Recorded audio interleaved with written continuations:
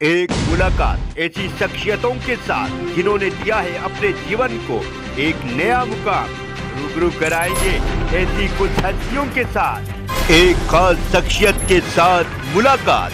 जयदेव पटेल के साथ number 1 India news पर रात। नमस्कार दोस्तों, मैं जयदेव पटेल, आपका एक बार फिर स्वागत है एक खास शख्सियत के साथ मुलाकात प्रोग्राम में। आज हमारे साथ खास हमारे रिटायर्ड मेजर जनरल जी द्विवेदी। जी द्विवेदी, आपका बहुत बहुत स्वागत है आज के हमारे प्रोग्राम में। धन्यवाद जयदेव।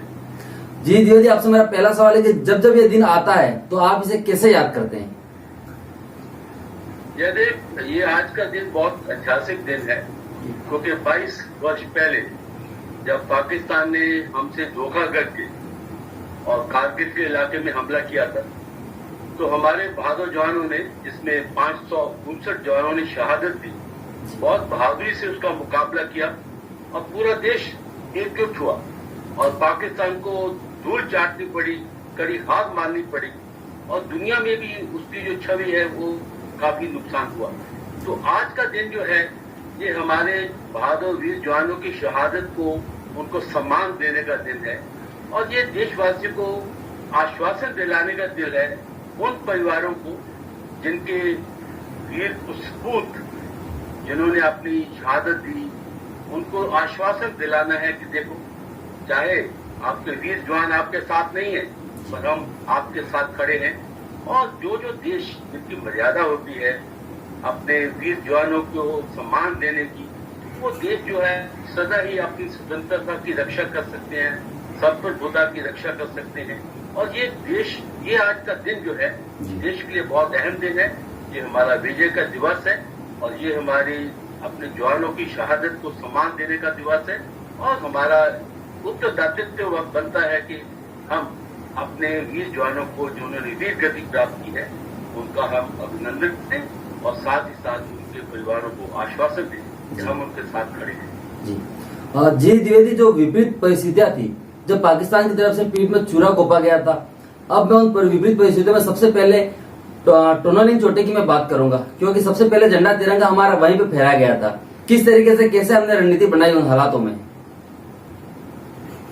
इस जो इलाके में खुद मैं इसमें सर्विस कर चुका हूँ, सियाचिन में कमांड कर चुका हूँ, तो मेरा अपना अनुभव है। सबसे पहले ये जो इलाका है ये बहुत ही कठिन इलाका है। एक तो हाइट जो है 18-19 फुट की हाइट है। जब आप ऐसी हाइट पर लड़ते हैं तो आपकी क्षमता जो है, फिजिकल फिटनेस जो है, कम से 50% गिरावट आ जाती है। और दूसरा जो मौसम है बहुत ठंडक होती है, या सबसे ज्यादा बर्फ पड़ती है। जब मैं ईस्टर्न लद्दाख में कमांड कर रहा था और ये वेस्टर्न लद्दाख है, तो वेस्टर्न लद्दाख में बर्फ भी ज्यादा है, हाइट भी ज्यादा है। तो सबसे पहले ट्रेन का जो डिसएडवांटेज होता है, क्योंकि जो डिफेंड करता है उसको फायदा होता है, जो आक्रमण करता है उसको बहुत ही कठिनाई सामने उसका सामना करना पड़ता है। दूसरी बात जो है कि जब ये हमले होते हैं तो क्योंकि जगह बहुत कम होती है तो छोटी छोटी टुकड़ियों में ये हमले करने पड़ते हैं और इन्फेंट्री जो है इसमें आगे होती है। इन्फेंट्री का एक कुशलता होती है किस प्रकार हम क्लोज क्वार्टर बैटल, यानी कि हथों पाई के लड़ाई लड़ते हैं, जिसको बोलते हैं हैंड टू हैंड फाइट। तो इसमें जो दुश्मन है उसको मोर्चे से निकालने के लिए आपको बैनर का इस्तेमाल करना पड़ता है, आपको ग्रेनेड का इस्तेमाल करना पड़ता है और ये जो बहुत ही हथों पाई की लड़ाई होती है और इसमें इन्फेंट्री की बहुत ही कुशलता होनी चाहिए। और तीसरी बात जो है कि सपोर्ट जो होती है, फायर सपोर्ट, चाहे वो एयर सपोर्ट है या आर्टिलरी सपोर्ट है, लिमिटेड हो जाती है क्योंकि ये ग्राउंड इतनी टूटी फूटी होती है कि इसमें वो इतना कारगर साबित नहीं होते। पर मैं आपको ये और आपके दर्शकों को बताना चाहता हूँ कि जिस प्रकार हमारे वीर जवानों ने इन पर कब्जा किया, दो लोडिंग ही नहीं, टाइगर सेटल पर भी हमने, वो भी इतनी 0.4875, वो भी इतनी मजबूत पहाड़ी थी कि इन पर हमारे जैसे वीर जवान जैसे विक्रम बत्रा है, मनोज पांडे हैं, इन्होंने खुद अपने आगे, जैसे कि लीडिंग फ्रॉम द फ्रंट, हमने के आगे से लीड किया और इन्होंने बहुत ही एक बहादुरी का कारनामे दिखाए जिसका पूरी दुनिया में चर्चा हुई। और आपको जैसे पता ही है दर्शकों को, पाकिस्तान की नाक कटी, धूल चाटनी पड़ी और उल्टे पांव उसको वापस जाना पड़ा। जी जी द्विवेदी, फ्रांस से खरीदे गए वो मिराज जेट लड़ाकू विमान, उनका सहयोग और उनका साथ में इजराइल की मदद, जिनसे हमने टारगेटिंग स्पॉट खरीदे थे, ये बहुत बड़ी मदद थी उस वक्त। बिल्कुल ठीक बात है। जब ऐसा मौका आता है, जब आपके ऊपर संकट होता है, तो उस समय दोस्तों की पहचान होती है। तो उसमें दोस्ती की पहचान में इजराइल ने बहुत ही अहम भूमिका निभाई।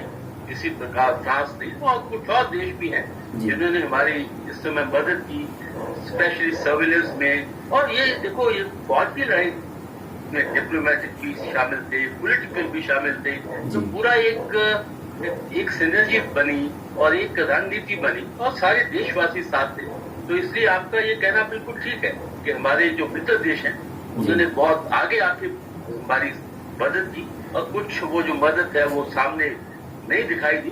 पर बात ये है कि इजराइल, फ्रांस, अमेरिका, ये सब हमारे साथ खड़े हुए और उस समय पता लगता है कि आपके मित्र देश कौन है और जो फर्जी दोस्त कौन। जी जी द्विवेदी, आपसे मेरा आखिरी सवाल है कि श्रीनगर से लेह को जोड़ने वाला नेशनल हाईवे था, सबसे पहले टारगेट इसी को किया हुआ था पाकिस्तान ने, ताकि सियाचिन और लद्दाख की सप्लाई को बंद किया जा सके।